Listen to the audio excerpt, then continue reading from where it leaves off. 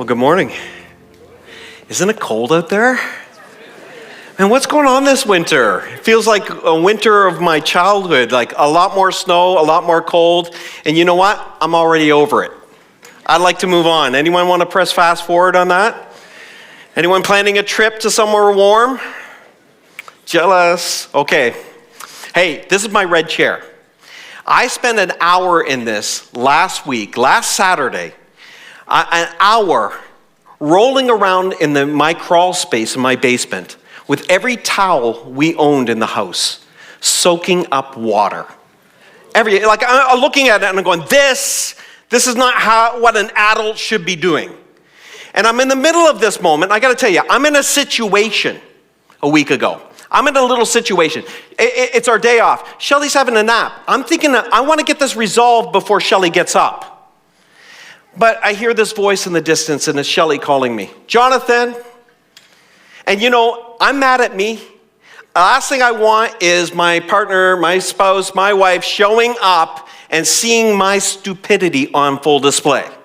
So, I did, and ladies, just so you know, we don't choose to do this. This is just in our DNA. It's kind of part of our makeup. Our brain just takes over in those moments, and it says, listen, pretend like you didn't hear her.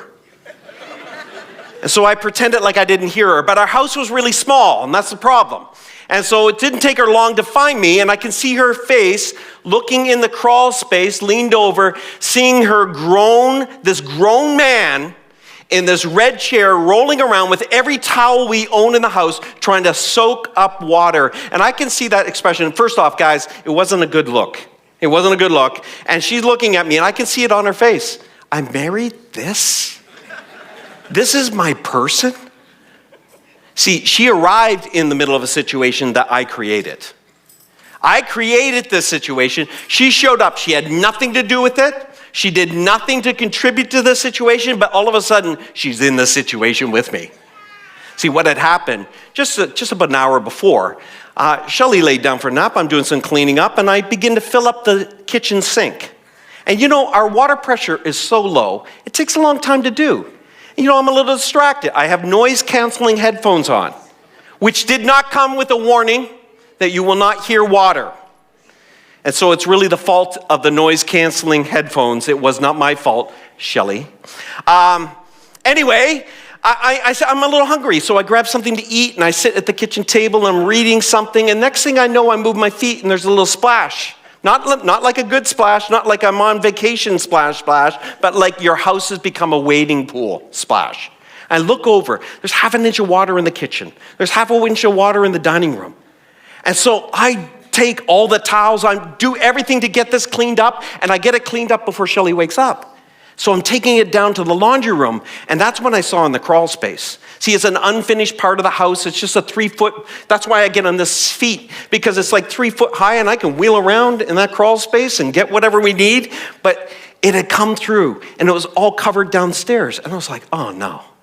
Now I'm in problem. And so Shelly's looking in, and all she can see her husband is like on this red chair rolling around like it's an emotional support vehicle right here. She didn't cause the situation, but she found herself in it. So that's what happened to the children of God in Exodus chapter 1. Last week, Pastor Jessica did an excellent job starting and framing our series, Push to the Limit. Maybe you feel like you've been pushed to the limit. Certainly, I think our society and our world has been pushed to the limit. And it started, we backed up the story. How did we get here? It's good to know how we got here. And so we started with a person named Abraham. And Abraham is that father of all nations. And we talked about how all the nations came from him, and God promised that he would make him a great nation, that he would be his God, and that he would make him a light to the nations. And then last week, Pastor Jessica helped us to see that from Abraham came Jacob. And from Jacob came Joseph. And remember, Jacob had 12 sons, and Joseph was one of them. And Joseph was the guy with the low EQ. He had these dreams from God that his brothers would bow down before him. And you know what? He couldn't help himself. Had to tell them. Had to go right to them. How do you think that went over? Not great. He's sold into slavery, goes into prison, and eventually he becomes the hero of the story. And last week, Pastor Jessica helped us to realize that there's also going to be a person, Moses. He's going to be a feature in this series, Push to the Limit, as we follow the children of God out of captivity into the promised land. But we're not talking today about Abraham. We're not talking about Jacob. We're not really talking about Joseph, and we're certainly not talking about Moses. Today, we're going to talk about a situation that the children of God find themselves in. A big red chair. Something they didn't make. They are a lot like Shelley in this story. They didn't create it. They didn't contribute to it, but they found themselves in it, in the middle of a situation.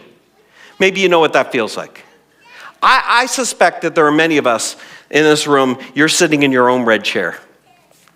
You're in the middle of a situation. Some of you are like me. If you're honest, you caused it. If you're honest, you contributed to the situation you find yourself in. A place where you feel trapped. For others of us, you're born into it. Born into a mindset and a mentality that keeps limiting you and keeps you from becoming all the potential that God has for you. Or you're in a situation that people have constructed around you. But either way, you know what you figured out? You can't clean it up. You can't fix it. You can't outrun it. And you don't have enough towels to fix it. You need a way through. Thank God there's a way through. If you have your Bibles, turn to Exodus chapter 1. We're going to look in Exodus chapter 1. We're going to spend all of our time in this chapter. Here, let me tell you how it starts out. This chapter kind of picks up where Pastor Jessica was last week. It picks up on the children of God. Remember, Joseph has become a hero now. His sons come, or his brothers come and find him. They don't recognize him, if you know the story. But there's a great famine in the land. And Joseph has been put in a place, second to the Pharaoh himself, where he's in a place to help his family now. And so they come to Egypt, this place of provision, and it saves them. But we quickly learn they stayed too long. They stayed too long. In fact, if you look at the narrative here, you realize by the time in the first opening verses of chapter 1, Joseph is now dead. All of his brothers are dead, and successive generations have grown. And it says this of the children of God. It says they multiplied so greatly that they became extremely powerful and filled the land. They've been there a long time. I thought Pastor Jessica did a fantastic job of just helping us understand that sometimes a place of provision, and we can stay in a place of provision when God has a place of promise for us. And we can stay, and this is a story of people who stayed too long in a place of provision. But like many places of provision, our need for security and our fear of scarcity keeps us sometimes too long in a situation. Keeps us too long in a situation. The children of God, though, are going to learn a great lesson here. This is an important lesson for all of us. And if you're young, learn this lesson early. All of us who are a little bit older than you, learn this lesson early in life. They learn this, that Egypt will feed you, but it will not free you. It might feed you, but it will not free you. A situation, you might be getting something out of this situation, because even though you're trapped in it, maybe you've learned to cooperate with it. Maybe you're getting fed by it, but it won't free you. And the children of God learn this the hard way. See, we can find ourselves in these situations where we're being fed by Egypt. And yet, it will never contribute to our freedom. We're actually trapped and we're enslaved. So this is how it happens. Because Egypt always rewards fear. Fear is a way that keeps us trapped in situations. Think about those situations that keep us trapped and living limited lives. Often it is fear that keeps us there. No one stays in Egypt, and for this whole message, just a little side note, we love Egypt. This is imagery for the situation we find ourselves in and the situation that the children of Israel find themselves in. No one stays in Egypt because they love it. They stay in Egypt because they fear the alternative. They fear the alternative. It's not because they love it. The fear makes slavery feel like stability. At least it's stable. And fear can make slavery seem like stability. Fear can make a situation that is not healthy feel like stability. So some of us, we stay in unhealthy relationships because we fear an alternative of being alone. So we will stay in it. Some of us stay in toxic work environments and in jobs we hate because we fear the possibility of being financially vulnerable. For some of us, we keep perpetuating a pattern of pleasing people in our life because we fear disappointing people in life. They may not like us. This doesn't mean you're weak. It just means you're human. See, we all have survival instincts built into us. And when you have that built into you, you're trying to minimize risk in life. And the problem with fear is fear can mistake familiarity with safety. Fear can mistake what's manageable with what instead of what could be good. So Egypt rewards fear. Egypt also trades the promise in for predictability. Remember the story last week. The children of God, they're in Egypt. This is the way that God rescued them, gave them provision in that moment, but they stayed too long. They traded in predictability for promise. And why do we do that in life? Listen, you all have promise, friends. Every person in this room has promise potential in them. Why do you trade that in for something predictable? Because promise requires an element of risk. It requires an element of waiting. It takes an element of dependency. So I can put myself in the children of God's sandals and think, I understood why they stayed there. They were building life. They had income there. Things were happening there. And God promised them a promised land, but that's way out there. That requires them leaving something that's predictable. And Egypt promises you this predictability. Gives you predictable meals, predictable rhythms, predictable outcomes. But friends, so does prison. Prison provides those same things. Here's the truth about Egypt. Egypt will cause you to choose the small guaranteed thing instead of the big God thing. I think many of us, we live less than what God has for us because we're afraid of leaving the situation that we're in because somehow it's at least predictable. And this is why some of us stay with the same friend group. Maybe misplaced loyalties. Maybe it's because you're exhausted about thinking of building a new friend group or joining new community, but you're staying with a friend group that keeps you down. Some of us, we find ourselves avoiding therapy, avoiding recovery, avoiding accountability because the pain is at least familiar. You know what you've learned to do in this situation? Manage it. So you can manage it. It's familiar. So you prefer what is familiar and manageable, even though it's a trap, than what it would look like to jump into recovery or therapy or actually to deal in accountability in relationships. And that's the trap. Predictability can look like peace until it steals your future. Here's the third thing with Egypt. Egypt makes you productive, but not fruitful. You can build a life that looks successful in Egypt. You can.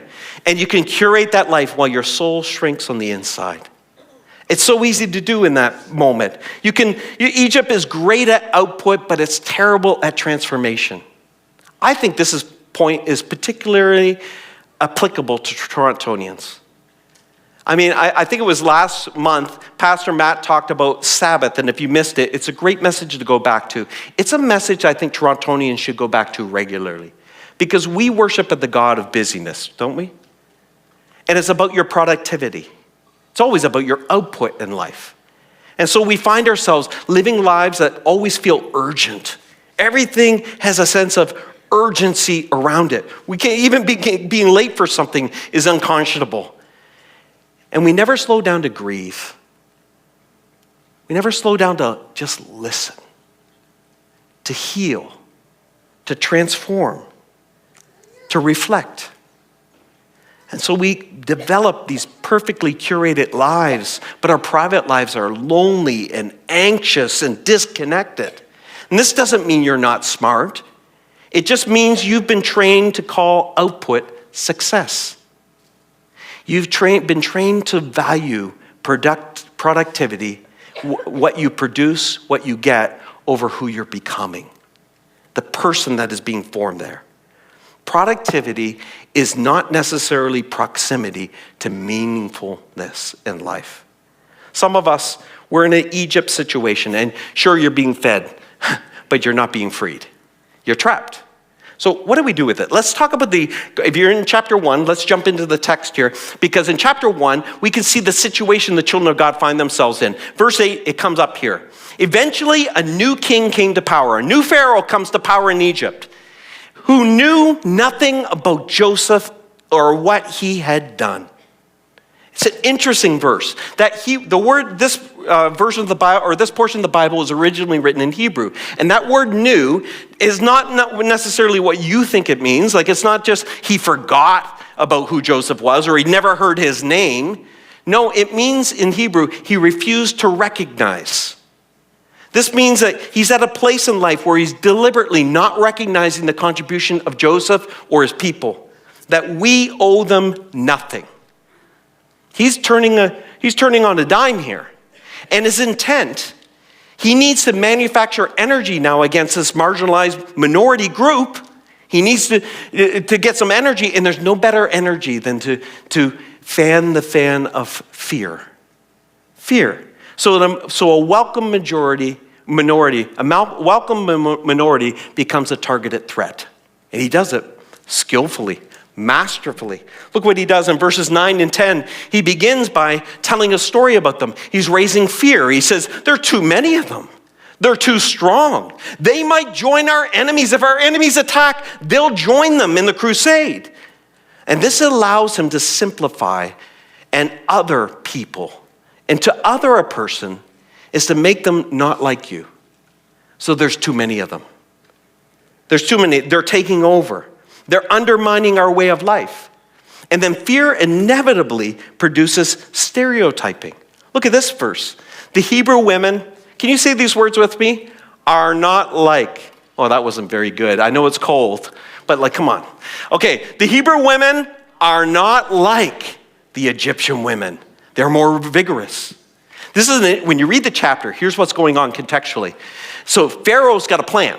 He's going to have all the Hebrew midwives throw the young boys, the newborn Hebrew boys, into the Nile River and drown. That's how he's going to take care of the problem with these people that are too many.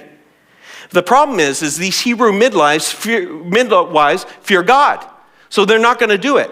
So they have to jump into a stereotype that he knows the Egyptians are already thinking. These Hebrew women are not like the Egyptian women. He stereotypes them. And this allows, when you build fear and then you stereotype, this allows you then to create moral permission. Fear creates moral permission. Once you believe they're not like us, you don't have to treat them like you. This is how oppression becomes reasonable. Oppression is reasonable then. All of a sudden, harsh policies sound like protective policies instead of cruel policies. You see, this is a master course in chapter 1 of how to control. Look at this. It starts this way. They might hurt us. You got to start with some fear-mongering. Then, they're not like us. You got to start producing some stereotypes that separate them, because if you can less humanize them, then you can. Almost anything feels justified. Fear creates moral permission to do things that are horrific. Now, if this sounds familiar, it's because it's centuries old. It's what we call xenophobia, which is a Greek word that means fear of strangers. It's where societies over the centuries will take immigrants and refugees and make them the problem. Here's how they do it. Let's be generous. There are complex problems in this world. Globalization, climate, all of these complex problems. And you and I we work for a living. There's a lot of us that don't work in those sectors. We don't understand a lot of the layered complexities of this. And so what do? We need to find something that's easy to hang the hat on. I need an easy reason why the planet might be warming. I may need or not. I need an easy reason why our economy is struggling. I need an easy reason. And we often, over the centuries, with great consistency, we turn to people that are not like us. It's easier to hang the hat on that. And this is what happens over and over. It happens in Canadian history. In the early 1800s, you know who that other group was? It was the Irish immigrants, the Irish Catholic immigrants. They were oppressed and marginalized. Why? Because they were Catholic and they were invading Canada. They were coming on the back of the potato famine. And so it was very destructive to our culture. In the mid-1800s, it was the Chinese immigrants. They came and built the railway across Canada, but they became too numerous. There's too many of them. And so we had terrible laws because we feared them. In the turn of the 19th century, as Southeast Asians, as the demolishing or the disruption of the British Empire began to come, then they began to immigrate in here, and all of a sudden, Canadians began to push back against it. In the 1930s, it was Jewish immigrants. We turned away boatloads of people that were fleeing Europe and the oppression there. You can see it. It's all in the historical narrative. In the 1940s, we put Japanese Canadians in prison camps. We've done so many things to people that were other than us. Now you're saying, Pastor Jonathan, how come you didn't mention First Nations people? Well, they didn't immigrate, we did. And look at our track record there. History is important to know. What about Black Canadians? In the 1600s, we had slaves in New France. And then Black people began to own land and began to make a life for themselves. And what do? Historically, over and over, took it from them. So many things can get allowed. You look what's going on in the world today, and how can you not think about ICE?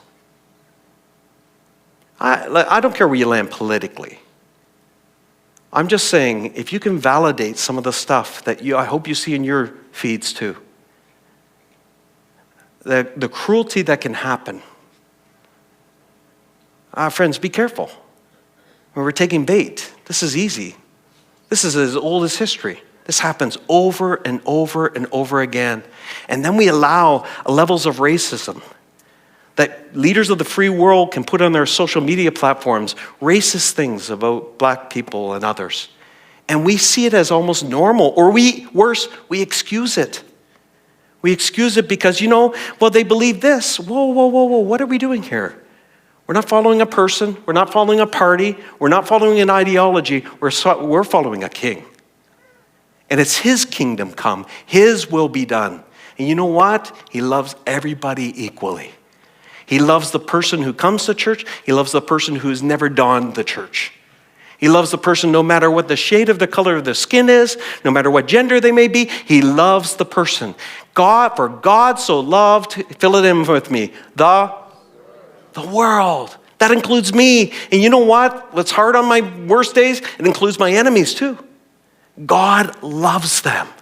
And inside of every human being is the image of God stamped on their life. So dignity, kindness, this is all part of God's plan. Now, lest we make this about just politics or the global thing or the macro world, hey friends, you and I, and the Bible has a great way of doing this. The Bible will reflect on the world and the culture around us, which is good. Helps us to keep our bearings amidst all of the noise, all of the distractions, all the upendings. We can remember, whoa, there's a better way. There's God's way. But it not only does that, it holds up a mirror to our own life and our own prejudice. Because inside of every one of us, Exodus 1 helps us to see this. Every human being has a mechanism inside of them. When they're scared, we put a little Pharaoh on the throne of our hearts. When fear is in charge of us, Pharaoh is no longer just a historical villain. Pharaoh is what I become when fear runs my life. So I can begin to marginalize others in my life. I can begin to simplify stories about them. And I don't even mean cultural groups. It could be a family member. It could be the person that your partner you're sleeping with. You can marginalize it, or you can build simplified stories about them. You can justify, here's what happens. You can justify behavior and normalize things you would never have done in another era of your life.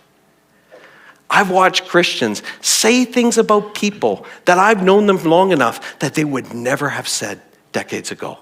But something's changed. Something happened. Their algorithm or whatever they're buying into has shifted that thinking. Here's what happens. What happens is we become cold. We become harsh. We become calculated. We become unkind. So let's talk about the situation, though, that we find ourselves in. What is that situation you have? See, a situation is a trap. It's when you're trapped. Something you built, something like I did. I got myself in a situation. It's something you contributed to, something someone else did, something that just happened. And when you're trapped, say it with me, fear gets loud. Fear gets loud whenever you're trapped. And then when fear gets loud, we're tempted, like Pharaoh was, to take control of the situation. But fear is in charge in those moments. So I want to give you a little diagnostic tool.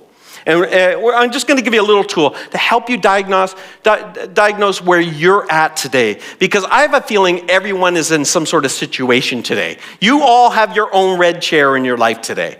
Let's do it by answering this question. What does fear do when it gets on the throne in me? The first thing it does, it lives in denial. It lives in denial. It refuses to acknowledge.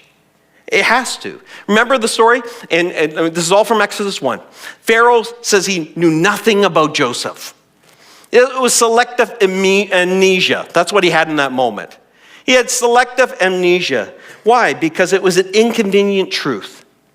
If you've been a part of this church for any length of time, I love history. Because I know if you don't understand history, you're bound to repeat it. You can see the same cycles in human history over and over again every 40 years. It's the same cycle that happens. Understanding history also insulates you from people who pontificate about what it was like, because you can know what it was like. It's very powerful. So Pharaoh's doing some history revisionists here. In our lives, denial sounds like this. Denial sounds like, I don't see it. We put the blinders on. Why? Because it's too painful to see. I don't remember it. For some of us, you're in a situation and you don't remember it because you don't want to remember it. Sometimes we need a good therapist and others in Christian community around us because it's too painful to go back and remember it. That's fair. That's fair, but that's why we need that. Denial sounds like it's not that bad. This is my favorite one. How many live in this denial? I'm fine. And you're not fine? Or how about this one? I can handle it, but it's really handling you. Or this one. This was my mom's favorite. It'll work itself out. How many know that usually what it does is just, it goes underground? Yeah, it works itself out and it produces worse fruit in your life later. We can live in these states of denial in our lives. And this denial can keep you from getting out of the situation because you won't admit you're in it. You can't get out of a situation unless you admit you're in it. You just can't. You can't get out of it. And you know the funny thing is, when you're in the seat, you can't see you in the seat, but you can see everyone else who's in a seat, right? You ever have that family member? You know they're in a bad relationship, and you're thinking like, why can't they see this?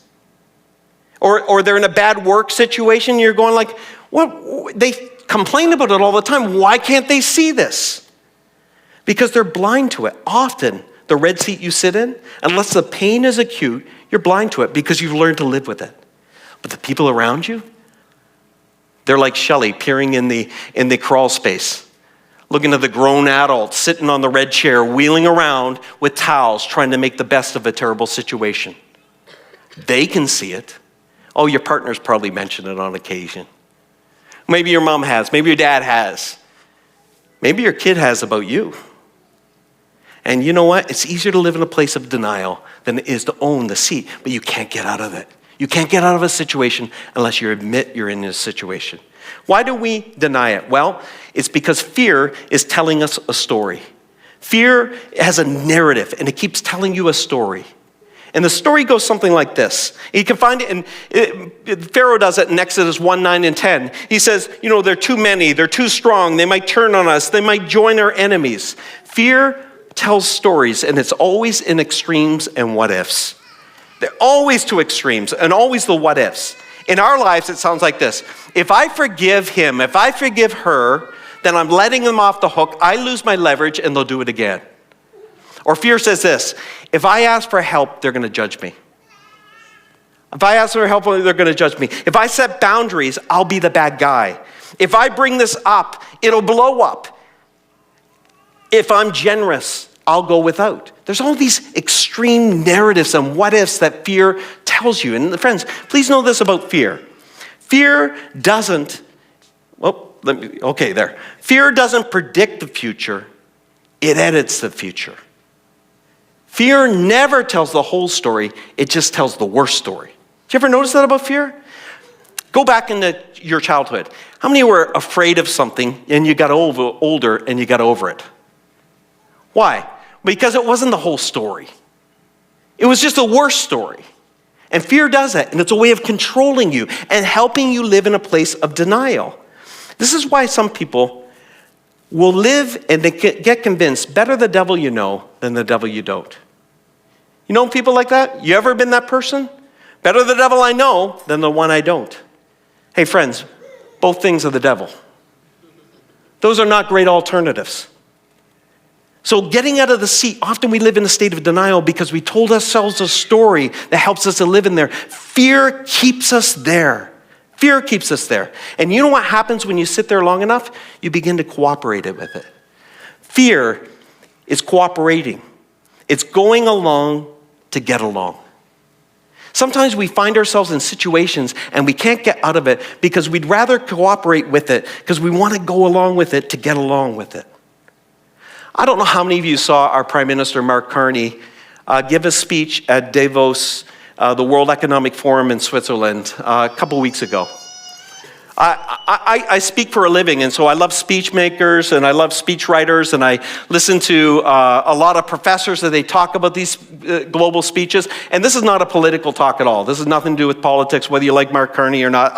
It's not really what I'm talking about. I'm just saying that even the experts around the world have said this was one of the most significant speeches of the last century. It was, someone sent it to me and I started listening to it, I couldn't turn it off. All I know was, you know what it felt like on the world global stage? It was like the adult took the microphone for a change. Something changed. He said some things in that speech, acknowledging Canada's role in some of the problems we find ourselves in that was appropriate. But he said something to a lot of middle powers too. He called them middle powers and other nations that are not superpowers. As the superpowers begin to weaponize their economies to control middle powers and use their military, he said this: we need to come to the table together, or if we're not at the table, we're on the menu. It's a big statement. And the children of Israel were on the menu in Exodus chapter 1. But here's the statement that grabbed me. He said, there's a strong tendency for countries to go along to get along, to hope that compliance will buy safety. Well, it won't. Sometimes we're in situations and we're in a relationship, we're in anything, we just want to go along to get along, thinking that somehow compliance will spare us. And he's right. It won't. It won't. Didn't spare them. Look at what happens to the children of Israel. They're there, and in verse 11 it says this: so the Egyptians made the Israelites their slaves. And they didn't stop at that. Verse 14, they go on to say this: they made their lives bitter, forcing them to mix mortar and make bricks and do all the work in the fields. They were ruthless in all of their demands. This is a horrific situation that the children of God find themselves in. Friends, know this: Pharaoh's system doesn't run on bricks alone. It runs on participation. You need to participate with it. As you go through history and you see all the atrocities of the last century, you can see that participation looked like two different things. There's a lot of good people that went along to get along. I wouldn't agree with everything that's happening and everything, but if they speak up, they might become the target. So they go along to get along. And then some people who find themselves in oppressive situations, what happens over time is you think if you cooperate, that maybe cooperation will protect you. That somehow playing nice in a situation will spare you. That if you keep your head down, you're going to be safe. If you just comply, the heat won't come. But if Exodus 1 teaches us anything, it's this: compliance doesn't end oppression, it feeds it. See, whatever your situation, maybe it's at work, maybe it's at home, maybe it's something you've been grappling with. Did you ever deal with a bully growing up? I remember a bully. His name was Jeff. I'm sorry if you're Jeff in this room. It was grade 7. I mean, he kept picking on me. I tried to be nice to him. I tried to be friends with him. I remember giving him a chocolate bar. I thought, oh, maybe what can I do? You know what it changed? I remember the day like it was yesterday. He comes and he pushed me. And I'm in grade 7. I'm 13 at the time. And I remember standing up and said, after school today, we are going to fight in the playground. Now, I'm not advocating for this, guys, but I'm just saying that's what I said to him. And I was shocked as he began to say, well, I can't do it after school. And he began to make excuses. And I got bolder then. I was just like, no, it's going to happen today. Everything changed that day. He never picked on me once after that. And it's not because I was bigger or tougher. I just said no more. And all I know is compliance doesn't end oppression, whether it's personally in your life or whether it's macroly in this world. It doesn't end it. It feeds it. So we start learning to live with a lie instead of dealing with it. And friends, if you're in a situation and you're sitting in a red chair and you feel trapped, just remember this, that freedom won't be found in denial. It's actually admitting you're in a situation that you cannot control and that you're trapped in that actually begins the pathway to freedom. It's not, safety isn't found in cooperation because cooperation doesn't produce protection. One of the keys, and here's the way that you get out of the red chair, is you got to flip the narrative. You got to stop allowing fear to frame the story and tell the worst story. And you got to let God begin to tell the story. In Exodus chapter 1, everything comes to head to the children of Israel. But thank God the story doesn't end there. And friends, your story doesn't end in this chair. See, your situation can say all kinds of things.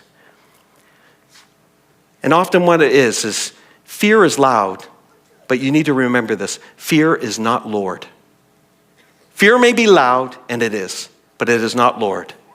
The situation can say you're on your own because it makes you feel like you're on your own.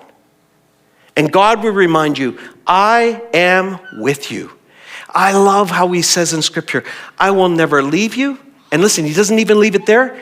I will not forsake you. I will not turn my back on you. See, when you're down in the basement, you're sitting in the chair trying to mop up the mess, he's there with you. And he's not just standing by you. He longs to participate with you. And here's the hard part. I think some of us don't show God show up in situations because we ignore all the people he sends our way to help us out of it. God, deliver me from the situation. Well, your mother's been talking to you about that situation forever, but you won't listen to her. Or you're in Christian community and others have come alongside and you say, this isn't a good relationship for you, but you're ignoring it. I think sometimes God is with us and we don't even see it. But he promises that. Sometimes a situation will say this. Say you're trapped. And God will say, I will make a way. There is no situation that you find yourself in that you cannot be delivered from. God is on the throne. Let's not make light of how he is and who he is. He is able. Can you say that with me? He is able. Say it again. He is able. He is able to deliver us from the red chair. And then situations will say this. The situation will say, I'm in control of your life. And it sure feels like it, right? But God would say, surrender control to me and live free. It's actually becoming a slave to God that sets us free from all the things that enslave us in this world. It's actually bowing our knee to him as king that frees us from the Pharaoh in our life. It's him that leads us to freedom. So friends, fair warning. We're going to pray in a moment, but fair warning. The pathway to freedom is disruptive. When you're in a situation, you need to know this. It's very disruptive because the moment you try to get out of the situation, anyone in your life who benefits from you being in the red chair, they're not going to like it. Some people, you've built relationships with people that benefit from you being in a tough situation. And the moment you start to get like this, they're the ones pushing you back down. Hey, some of it's us, though. Some of it's us. I think sometimes in a situation, getting out of the chair is very uncomfortable because at least this is familiar. At least I know how to manage this. And you're not managing it well, but you're managing it. And so the idea of taking a step into therapy or to talk to other Christians about where you're at, or to invite people to give you wisdom, feels like you're opening up your jacket and you're vulnerable. But the vulnerability and humility is the pathway. Remember I said I was in the chair and I'm mad at myself and Shelly's calling me, but I know my own stupidity got me here. I was hoping to have that all cleaned up before she came back. You know, guys, how many people, either God's calling you or somebody else is calling your name, and you're just pretending like you're not hearing them? Better the mess that I know than the mess that I don't know. Better the devil I know than the devil I don't know. Both are a devil. God has better for you. God has freedom for you. God has a life and a promise for you. Every person I'm talking to today has promise and potential in them. Don't settle for predictability.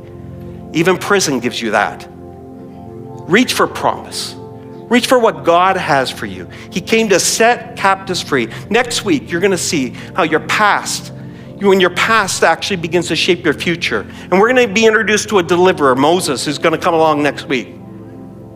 But I want to introduce you just to one other deliverer, the ultimate deliverer. Our King, our Lord, our Savior, our Jesus. Oh, he knows what seat you're in today. So I'd like to pray with you. And then Pastor Matt's going to come with some next steps. I like to do this. You don't have to do any of the things I'm going to ask you to do. But I like to hold my hands in front of me when I'm in these positions of prayer. But this time, I often say hold your life before God, but that's too nebulous today. I'm going to say hold your situation before God. Hold that child that you are in a situation with. Hold that partner you're in a situation with. Hold that work situation. Hold that relationship situation. Hold that financial situation, whatever. Hold that family of origin situation that keeps you in bondage. You just keep repeating the patterns and the sins of the past, and you just feel like you're a victim to it. Hold that situation in front of you. Let's take it to King Jesus. Would you pray with me? Jesus, right now, we hold our lives before you. No pretending, no performing, just honesty. Some of us are sitting in the red chair and we never wanted it. We didn't choose it. We didn't make it. We didn't cause it. Some of us walked into it. Other of us, we humbly say, we acknowledge, we helped create this situation. But you see it, God, and we are thankful that you're not afraid of it, even if we are. So Jesus, show me where I am in denial, where I keep saying, I'm fine, but I'm not, where I keep minimizing. Give me courage to tell the truth about my situation, because I cannot get free from anything that I will not admit that I'm in. Jesus, replace that story that fear tells me. Let your truth set me free and your peace be my portion. You say you are with me. You say you will make a way. You say I do not have to be a slave to fear anymore. So forgive me. Forgive me for making peace with Egypt, for cooperating with systems, with situations, because they felt bigger, they felt stronger than your spirit in me.